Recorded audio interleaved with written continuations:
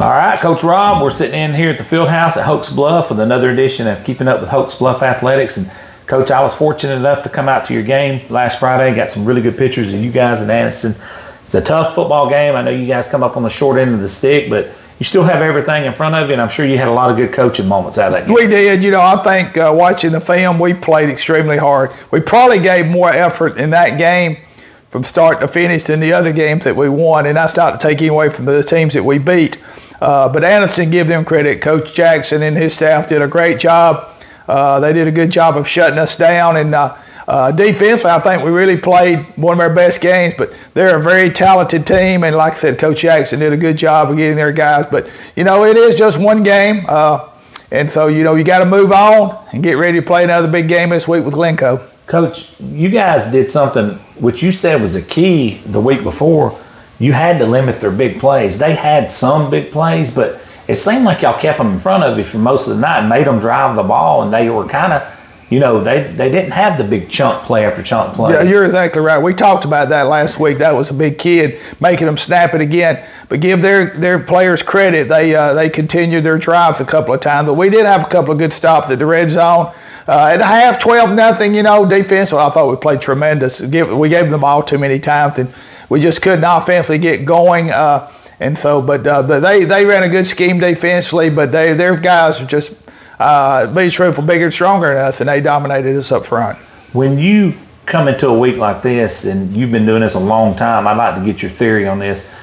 You can't let one loss turn into another loss. You got a rivalry this week, so you don't have to go in here and break a chalkboard and throw stuff. No, that's not me anyway. Talk about that a little bit and how you got to change the mindset. I tell them all the time, we got to get over a win, you got to get over a loss. Obviously, when you lose, something happened to make you lose, but I'm going to give Anniston a lot of credit there. But we probably did some things better in the loss than we did some of the wins, so I've already said that. But, you got to get over it, and the players got to realize that it's a marathon, Bo. It is. It's week to week. I watch the pros and the college coaches talk about that. But that's part of coaching. I think I'm pretty good at that now, trying to get past it. But when you play another good team, and Glencoe's got a good team this year, then you've got to be not only get past the other game, but you got to stay motivated to be ready for the next game, and that's what you're asking me. But it's hard to tell. Some players you got to chew them out a little bit, and some players you got to pat them on the back and go, hey, it's just one of them weeks. So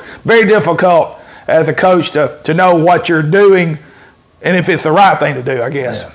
When you look down the road here, and literally it's not that far from here, Glencoe, and you see what Coach Blanchard's done in this short period of time, he's definitely got the juice back in the program, got people motivated, got some extra guys out. But what is it you've seen on film that kind of has gotten Glencoe to where they are? They've got some players that, new players, obviously. Some come from other schools, and I think got a couple kids come back out. We're not going to win without good players. Anybody that thinks different of that or never been a coach before, or they're very selfish. But you win with players. So first of all, he's done a really good job there. But they're sound fundamentally, and Coach Martin, I think, made progress with that at Glencoe. We had some really tough games the last 3 or 4 years with Glencoe.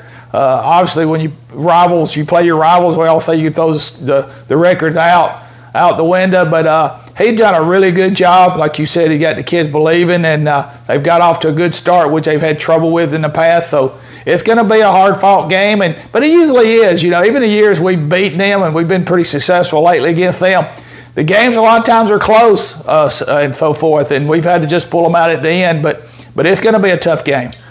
Couple questions. First one is, your brother being over there for many, many years. Did y'all ever talk trash with one another? No, we didn't. And you'll be shocked at how many people wanted that to happen. Really? But I've got great respect. I can name you about 3 or 4 defensive coordinators that I've went against that I have high respect for. But I can say this about Charlie, not because he's my brother, but Charlie had really good schemes. Charlie was very much a film watcher, and me and him still do talk.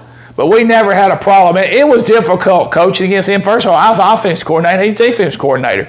But Charlie had good schemes. He motivated the players as a defensive coach, and I was glad when he retired. I'm not gonna lie to you. That's one of the hardest things. The hardest thing was when Charlie's kids came through, and I had to coach against my nephews, Lance and Chase. But we never had a problem. My dad always tried to stir us up. On Sunday afternoon, he'd let us know the truth. If you don't wake up, Charlie and them's gonna beat the. He'd say it too. But we never did. We shook hands after the game, and we never talked about we're gonna be that way. But he respected me, and I respected him. And the bottom line, Bo, it still is just a game. Yeah. And of course, and he was my brother. But I was so proud of his accomplishments over there. But he's one of the top 3 or 4 defense coordinators I've ever coached against. It has nothing to do that he's my brother. It's just because what he did on the field. That's saying something right there. Yeah, it is. Because you went up against him. The next question is, and I'm dating myself here, because when I was a child, I lived in Glencoe for about, 4 or 5 years when I was real little, like my first 4 or 5 years of life. When did the painting of the sign? I remember it used to be a HB on all the signs. Yeah. When did all that start? And I don't remember know. all that. We came out here in '71. I was a 7th grader. Was they already doing it then? Yeah, I guess so. I don't know. Society's changed. Yeah. I don't think the rivalry is what it was in the '70s. Yeah. I got some stories. Yeah, it really was. You didn't go to Glencoe and they didn't come over here. There was a lot of fights through the week.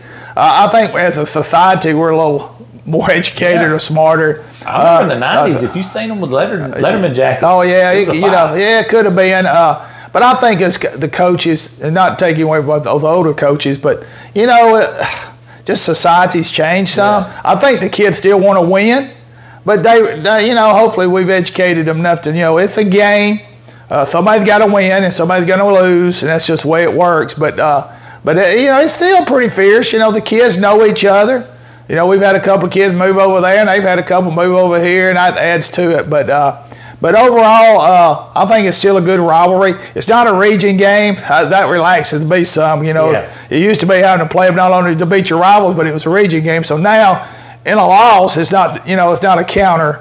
But we still want to win extremely much. So but that's a good question. But it's calmed down. I guess the police and cameras and all the liabilities that come into doing mischievous things now. If you do something now, Bo, you're gonna get seen because there's a camera somewhere. So I guess all that's coming. Right. Yeah. Last thing is, I always like to kick it back to you, Coach, just for final thoughts. Yeah. Well, like I said, it's not a region game, but we want to win extremely because anytime you beat your rivals, we've already beat one of our rivals in Southside, and it's always good to, we're able to beat them both. But we're on a little win streak now, but they're going to be prepared.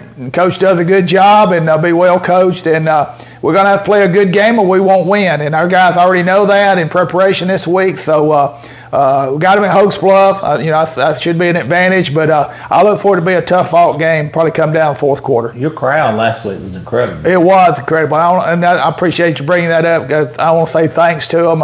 It was homecoming, and really, really good crowd. I expect a good crowd hopefully this week. We're honoring the football team in 1975 a little bit before the game. I was quarterback on that team, and we went to the state finals. So we're bringing back anybody who wants to come. So if anybody gets this before we play, you can get in touch with Coach Jill Boatwright. She's kind of organized it. So we're just going to recognize everybody who participated, band, cheerleaders. That was my junior year. That was just a tremendous time for Hokes Bluff. Going to the finals, state football. We didn't win, Bo. I won't tell you the score of that game. You probably know it. But no, we're going to do that Friday night. Coach Reeves and all the coaches going to be here. So just going to be hopefully a good night, and hopefully we'll come out on top. Well, Coach, I appreciate you sitting in with us. Thank you, and good luck. All right, thank you.